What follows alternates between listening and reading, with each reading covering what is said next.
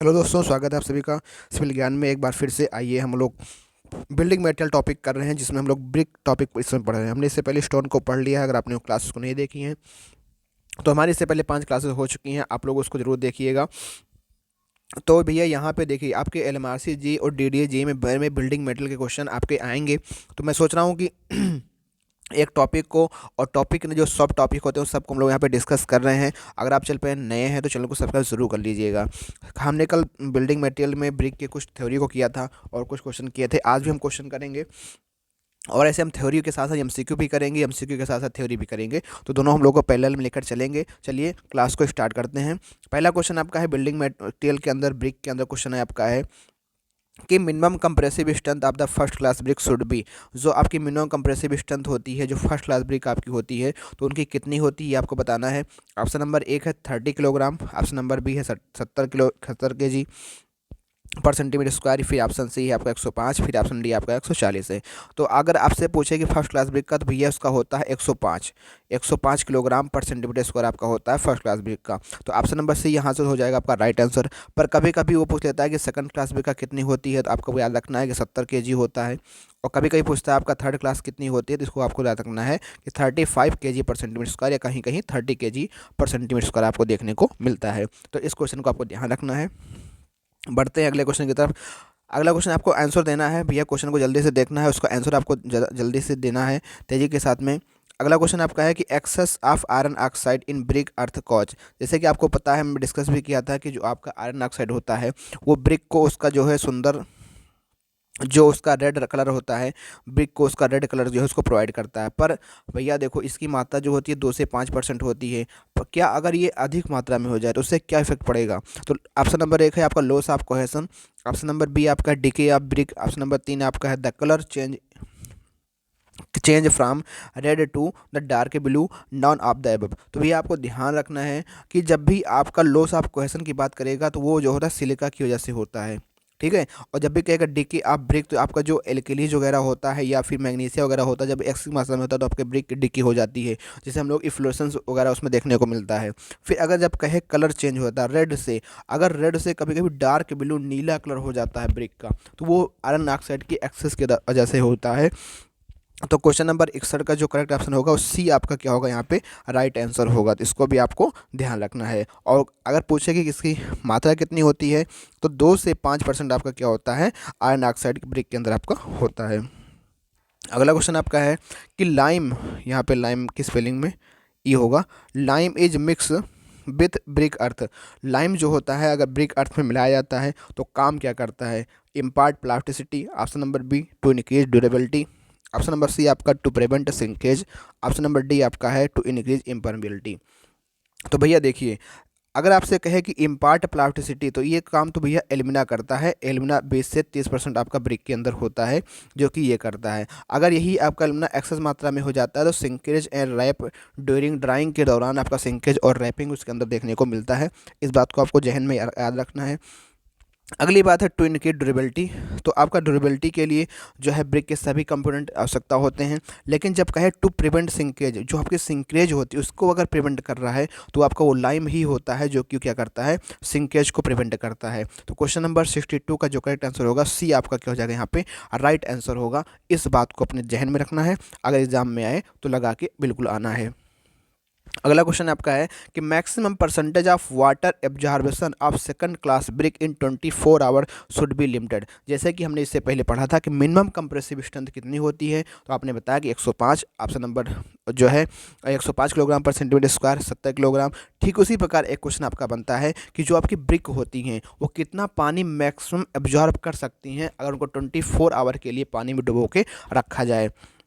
तो यहाँ पे पूछा गया है कि सेकंड क्लास ब्रिक का। तो भैया याद रखना, अगर आपसे कभी पूछ ले कि फर्स्ट क्लास ब्रिक कितना पानी मैक्सिमम ऑब्जर्व कर सकती है 24 आवर्स में, तो 20% से ज़्यादा पानी नहीं सोखना चाहिए। अगर आपकी सेकंड क्लास ब्रिक हो गई तो वो 22% से ज़्यादा पानी आपकी नहीं एब्जॉर्व करनी चाहिए। अगर आपकी थर्ड क्लास हो गई तो थर्ड क्लास में होता है 25%। तो ये तीनों आपको क्लास याद रखना है, फर्स्ट सेकंड थर्ड। अगर आपसे कभी पूछे फर्स्ट का तो आपको बताना है 20%, ये होती है मैक्सिमम होती है, कि मतलब मैक्सिमम इतना पानी एब्जॉर्ब कर सकते, इससे ज़्यादा अगर एब्जॉर्ब करेगी तो वो हमारे लिए सही नहीं हो सकता।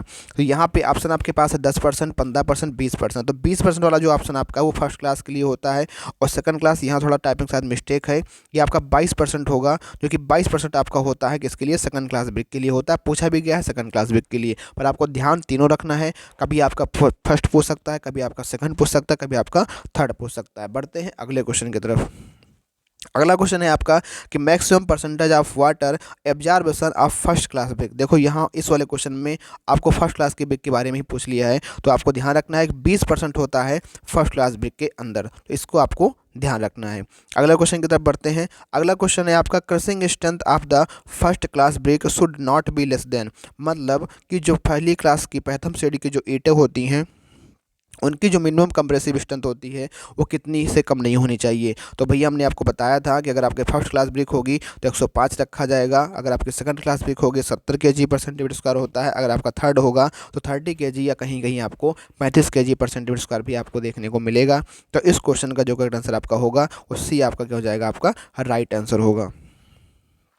अगला क्वेश्चन आपका है कि temperature at which brick are burnt varies. देखो भैया जो आपकी ब्रिक होती हैं उनको पहले क्या होता है, प्रिपरेशन ऑफ द अर्थ हमने कल बताया था कि सबसे पहले उनको unsoiling, digging, weathering, cleaning, blending, tempering process से गुजरने के बाद सबसे लास्ट में आपका जो आता है बर्निंग प्रोसेस आता है। बर्निंग प्रोसेस में क्या होता है कि ब्रिक को क्लैंप के द्वारा या किल्न के द्वारा भट्ठी में क्या होता है उनको जो है गर्म करके जो है उनको पका लिया जाता है, क्योंकि अगर कच्ची मृदा होगी तो कच्ची मृदा की जो स्ट्रेंथ होती है उतनी अच्छी नहीं होगी, बारिश आएगी तो वो धुल जाएंगी, घुल जाएंगी, उनकी स्ट्रेंथ नहीं होगी। पर उनको उन्हीं वृक्षों को जब हम लोग क्या करते हैं भट्ठी में पका देते हैं तो उनकी स्ट्रेंथ बढ़ जाती है। तो बर्निंग टेम्परेचर कितना होता है, अगर आपसे पूछे नॉर्मली, तो नॉर्मली भैया ये तो होता है आपका 1000 से लेकर के 1200 डिग्री सेंटीग्रेड के बीच में होता है। पर यहाँ पे आपको ध्यान रखना है कि बर्निंग टेम्परेचर 3 जोन में डिवाइड होता है। सबसे पहला जोन आपका होता है उसको हम लोग कहते हैं डिहाइड्रेशन जोन। तो अगर कभी कभी कभी उसमें पूछ लेता है कि डिहाइड्रेशन जोन का टेम्परेचर कितना होता है, तो 400 से लेकर के 650 डिग्री सेंटीग्रेड होता है केवल डिहाइड्रेशन जोन का टेम्परेचर। अगर ओवरऑल पूछे तो यहाँ पे सी आपका करेक्ट है, पर कभी कभी अलग अलग पूछ लेता है। तो 3 जोन होता है, उन तीनों जोन को आपको देख लेना है। सबसे पहले आपका होता है डिहाइड्रेशन जोन, तो हमने बताया जैसे पिछले कि डिहाइड्रेशन जोन में टेम्परेचर जो आपका होता है वो 400 से लेकर के 650 डिग्री सेंटीग्रेड होता है। अगर आपसे यही पूछा जाए कि अगला जोन क्या होता है, इसको हम लोग कहते हैं ऑक्सीडेशन जोन। तो ऑक्सीडेशन जोन के अंदर जो आपका टेम्परेचर होता है वो आपका होता है 650 से लेकर के 900 डिग्री सेंटीग्रेड। ठीक है। अगर आपसे पूछा जाए कि विट्रीफिकेशन, जो आपका विट्रीफिकेशन जोन होता है, तो इस विट्रीफिकेशन जोन के अंदर कितना टेम्परेचर होता है, तो वो आपका होता है 900 से लेकर के 1200 डिग्री सेंटीग्रेड होता है, ये आपका विट्रीफिकेशन जोन में आता है। तो आपको तीनों जोन को याद रखना है, क्योंकि तीनों जोन से क्वेश्चन आपका पूछ सकता है कि भैया कि डिहाइड्रेशन जोन में कितना टेम्परेचर होता है। अगर ये ओवरऑल पूछे कि ब्रिक को बनाने के लिए, तो वो आपको ध्यान रखना है कि 900 से लेकर के 1200 डिग्री सेंटीग्रेड, इस तरीके से आपको भी ध्यान रखना है। ठीक है। तो उम्मीद करता हूँ आपको ये क्वेश्चन समझ में आया होगा। सी आपका यहाँ पे क्या हो जाएगा, आपका बहुमूल्य उत्तर होगा, आपका सी आपका यहाँ पे करेक्ट आंसर होगा। बढ़ते हैं अगले क्वेश्चन की तरफ। अगला क्वेश्चन यहाँ पे है कि minimum compressive strength of the first class brick, तो 105 इसका हो जाएगा राइट आंसर।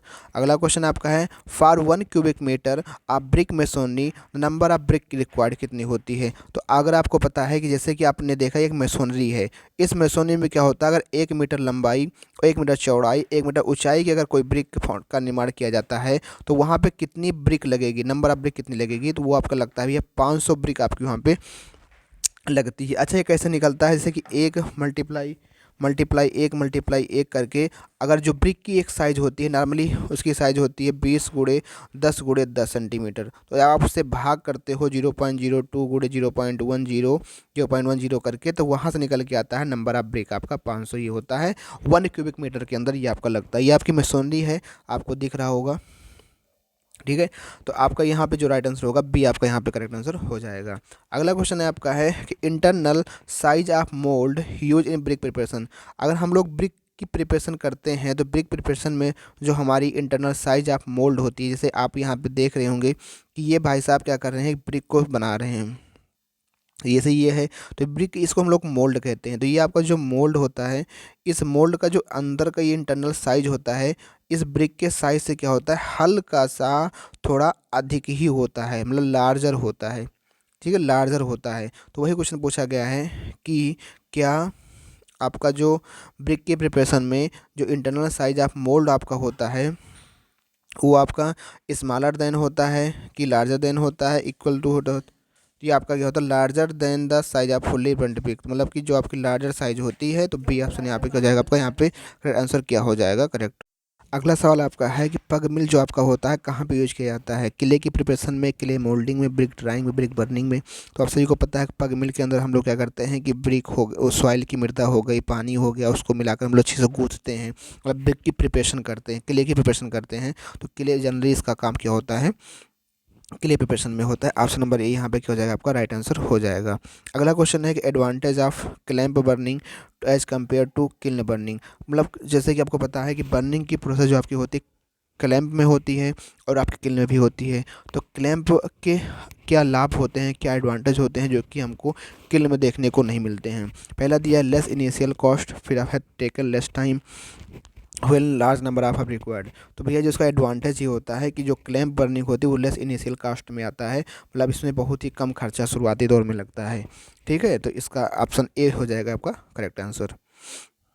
अगला क्वेश्चन आपका है कि द ओवरग्राउंड कंटिन्यूअस जो किल्न होती है, जैसे आपकी किल्न होती है, कुछ आपकी सेमी कंटिन्यूअस होती हैं, कुछ आपकी इंटरमिटेंट होती हैं, कुछ आपकी कंटिन्यूअस होती हैं। तो जैसे अगर आपसे पूछे कि ओवरग्राउंड कंटिन्यूअस जो हमको ब्रेक देती हैं, तो आपकी हॉफमैन किल्न होती हैं। जो हॉफमैन होता है किल्न वो आपको हमको निरंतर, चाहे बरसात हो, चाहे गर्मी हो, चाहे जाड़ा हो, चाहे वर्षा, मतलब हमको निरंतर जो है इनको ईंटें प्राप्त हुआ करती हैं। कभी पूछ रहा था कि जो आपकी इलाहाबादी होती हैं, इलाहाबादी जो आपकी किल्न होती हैं वो आपको इंटरमिटेंट होती हैं, इंटरमिटेंट किल्न होती हैं। और आपका अगर पूछे बुल ट्रेंच जो किल्न होता है ये कैसे होता है, तो ये आपका सेमी कंटिन्यूअस होता है, मतलब कभी कभी इनको बंद भी करना पड़ता है। लेकिन पूछा है कि ओवरग्राउंड और कंटिन्यूअस जो होती हैं तो वो आपकी हॉफमैन होती हैं। बी आपका यहाँ पे क्या हो जाएगा, करेक्ट आंसर होगा। अगला क्वेश्चन भैया देखो, ये हमारा ब्रिक के हमारे पास कम से कम 10 से 15 क्वेश्चन थे। हमने यहाँ ब्रिक को देखा और उनकी ब्रिक के चैप्टर के बारे में बात किया। अब हमने इससे पहले हमने स्टोन को ख़त्म कर लिया है, तो स्टोन हमको भूलना नहीं चाहिए। तो हमने यहाँ पे रिवीजन के तौर पर स्टोन के कुछ क्वेश्चन को रखे हैं। चलो जल्दी से उनको रिवीजन के तौर पर हम लोग रिवीजन राउंड में स्टोन के क्वेश्चन को कर लेते हैं। देखो यार, रिवीजन बहुत ज़रूरी है, अगर रिवीजन नहीं करोगे ना तो बहुत ज़्यादा लॉस आपको देखने को मिलेगा। तो हम लोग यहाँ पे रिवीजन राउंड चैप्टर स्टोन का करते हैं। पहला जैसे क्वेश्चन यहाँ पे है कि पहला क्वेश्चन आपका है यहाँ पे, पहला क्वेश्चन आपका है सैंड स्टोन इजे। तो आपको पता है कि सैंड स्टोन इजे कैसी रॉक होती है, सैंड आपकी सेडिमेंट्री रॉक होती है, इग्नियस, हाँ इग्नियस नहीं होती, सिलिशियस होती है। तो ए और सी आपका यहाँ पे क्या हो जाएगा, करेक्ट आंसर हो जाएगा, मतलब ऑप्शन नंबर डी यहाँ पे क्या हो जाएगा आपका राइट आंसर हो जाएगा। अगला क्वेश्चन है granite is a type of. तो ग्रेनाइट आपकी सिलिशियस तो होती है, आजलेशियस नहीं होती, कैल्सियस नहीं होती, नन ऑफ द अबव नहीं होती। तो मतलब कि ग्रेनाइट क्या हो जाएगा, 6 का ए आंसर आप पे करेक्ट हो जाएगा। अगला क्वेश्चन है मार्बल। तो क्या मार्बल इग्नियस रॉक होती है, नहीं भैया। सेडिमेंट्री, नहीं भैया। क्या होती है, मेटामॉर्फिक होती है। तो सी यहाँ पे क्या हो जाएगा आपका करेक्ट आंसर हो जाएगा। अगला क्वेश्चन आपका है कि सैंडस्टोन इज ए। तो आपकी सैंडस्टोन सेडिमेंट्री रॉक होती है, इग्नियस रॉक नहीं होती है, और सिलिशियस होती है। हाँ बिल्कुल, क्योंकि इसमें सिलिका प्रेजेंट होता है। तो बोथ ए एंड सी यहाँ पे क्या हो जाएगा आपका राइट आंसर होगा। अगला क्वेश्चन आपका है कि लाइमस्टोन इज ए, कि लाइमस्टोन इग्नियस रॉक होती है, नहीं इग्नियस रॉक नहीं होती। सेडिमेंटरी, हाँ सेडिमेंटरी होती है। मेटामॉर्फिक नहीं भी है, मेटामॉर्फिक नहीं होती, ना ग्रेनाइट होती है। क्योंकि लाइमस्टोन से अगर जो बनता है तो आपका मार्बल आपका बनता है जो कि मेटामॉर्फिक एक्शन से बनता है। तो हम लोग मार्बल को कह सकते हैं, मार्बल हमारी क्या है कि मेटामॉर्फिक रॉक है। अगला क्वेश्चन है आपका slate is formed from the metamorphic action. तो यहाँ पता है कि सेल से हमारा क्या बनता है, स्लेट बनता है। अच्छा यहाँ बताओ लाइमस्टोन से क्या बनता है, जल्दी काउंट करके बताओ। मार्बल बनता है। सैंडस्टोन से आपका क्या बनता है, तो आपका सैंडस्टोन से क्या बनता है, क्वार्टजाइट बनता है ना, सैंडस्टोन से क्वार्टजाइट बनता है। ग्रेनाइट से आपका क्या बनता है, तो नीजेस आपका जो होता है वो ग्रेनाइट से बनता है। अगला क्वेश्चन आपका है, यहाँ देखो रिवीजन हम लोग कर रहे हैं, जल्दी जल्दी क्वेश्चन कर लेते हैं यार। Crushing strength of the far most of the building stone more than, तो 1000 किलोग्राम परसेंटेज कर होता है। बी यहाँ पे क्या जाएगा राइट आंसर हो जाएगा। अगला क्वेश्चन आपका gravel is a type of. तो ग्रेवल किसका टाइप है, तो ग्रेवल आपका इग्नियस रॉक का टाइप है। ठीक है, इसको आपको ध्यान रखना है। तो ए आपका यहाँ पे करेक्ट आंसर हो जाएगा। तो हमने यहाँ पे जल्दी से भी स्टोन के 5 से 10 क्वेश्चन कर लिए हैं। तो ऐसे हम लोग डेली बेसिस पे आगे पढ़ते रहेंगे और प्रीवियस क्वेश्चन को भी हम लोग डिस्कस करते रहेंगे, ताकि हम लोग उन चीज़ों को भूलने ना पाएँ और आगे अपने चीज़ों को रिवाइज करते रहें। उम्मीद करता हूँ आपको क्लास अच्छी लगी होगी। अगर आप चैनल पर नए हैं तो चैनल को सब्सक्राइब जरूर कर लीजिएगा और इसमें हम लोग क्या ऐड ऑन कर सकते हैं, अगर आप सुझाव देना चाहें तो ज़रूर बताइएगा। मिलते हैं फिर नेक्स्ट क्लास में, तब तक के लिए थैंक यू। जय हिंद, जय Bharat, take care, bye bye, love you.